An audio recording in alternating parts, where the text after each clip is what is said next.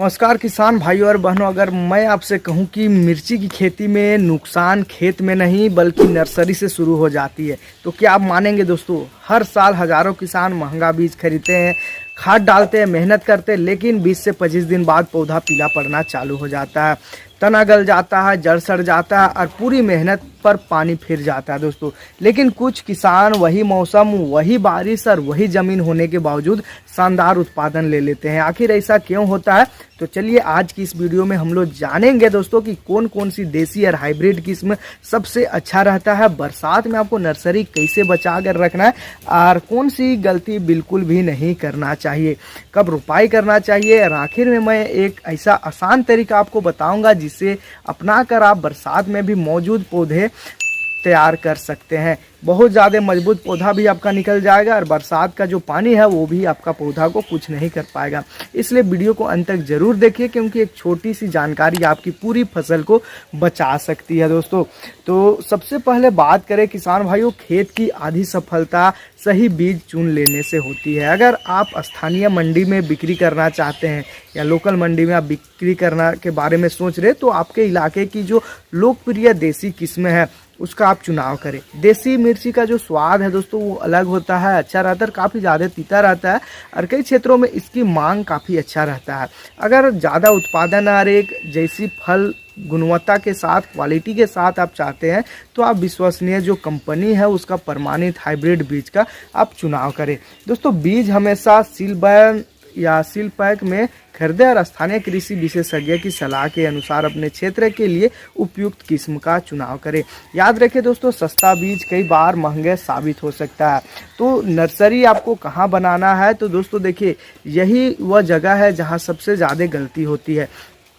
बहुत से किसान खेती के किनारे नर्सरी बना देते हैं जहां बारिश का पानी भर जाता है और फिर बीज उगाते हैं तो 2 से 3 दिन सब ठीक चलता है, फिर अचानक ऐसा होता है कि जो पौधा है वो गिरना चालू हो जाता है। इसे लोग किस्मत समझ लेते हैं जबकि असली वजह पानी का रुकना होता है दोस्तों। इसलिए हमेशा ऊंची क्यारी बनाइए, दोनों तरफ पानी निकालने की नाली बनाइए, जहां सुबह से दोपहर तक अच्छी धूप हो वहां पर आपको नर्सरी को तैयार करना है दोस्तों।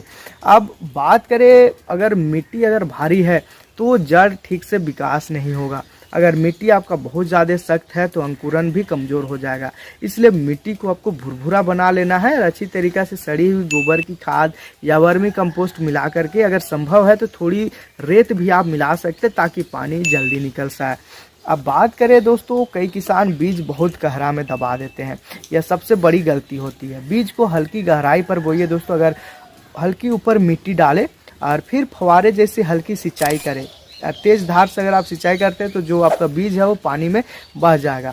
अगर बात करें दोस्तों बरसात में हमें नर्सरी कैसे बचा करके रखना है, तो यही वह जानकारी है जिसके लिए ज़्यादातर किसान इंतज़ार करते हैं कि हमें अपना जो नर्सरी है या फिर कोई सा भी आप फसल लगा रहे हैं उसको बारिश में कैसे बचा कर रखना है। क्योंकि बारिश में सबसे बड़ा दुश्मन पानी नहीं होता है दोस्तों, पानी का रुकना होता है। अगर आपका क्षेत्र में लगातार बारिश हो रही है तो कोई दिक्कत नहीं है, लेकिन अगर आपने अपना जो खेत है वहाँ पानी निकासी का व्यवस्था नहीं बनाया है तो ये दिक्कत हो जाएगा।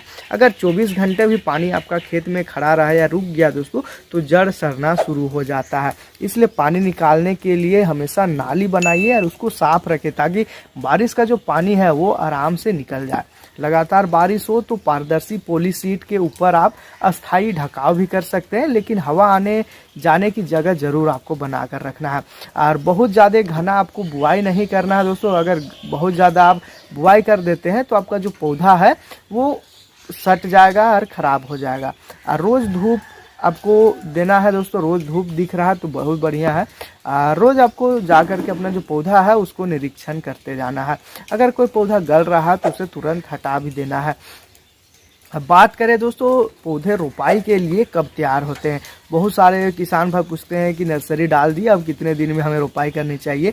तो देखिए, जब पौधे में लगभग 4 से 6 पत्तियां आना चालू हो जाए और पौधा मजबूत दिखने लगे तभी रोपाई करें दोस्तों। जल्दी रोपाई करेंगे तो पौधा आपका कमज़ोर रहेगा और देर करेंगे तो जड़ों को नुकसान हो सकता है। इसलिए आप 3 से 4 पत्ता, 4 से 6 पत्ता आने तक आप रोपाई शुरू कर दें। खेत की तैयारी की बात करें तो देखिए 2 से 3 अच्छी जुताई कर लेना चाहिए आपको। गोबर की सड़ी हुई खाद आपको मिला लेना है। बरसात में हमेशा उठी हुई जो मेड़ है उसके ऊपर रोपाई करना चाहिए। अगर खेत में आपका पानी रुक रहा है तो पहले निकासी का इंतजाम कर ले, फिर इसको रोपाई करें। नहीं तो ऐसा ना हो दोस्तों कि आप रोपाई कर रहे हैं और फिर बारिश का पानी जम जा रहा है। तो देखिए रोपाई करने का कुछ तरीका के हम लोग बताएं तो शाम के समय या बादल वाले दिन रोपाई करें। अभी तो बादल हर दिन रहता है, कभी कभी धूप निकल जाता है क्योंकि बारिश का भी टाइम चल रहा है।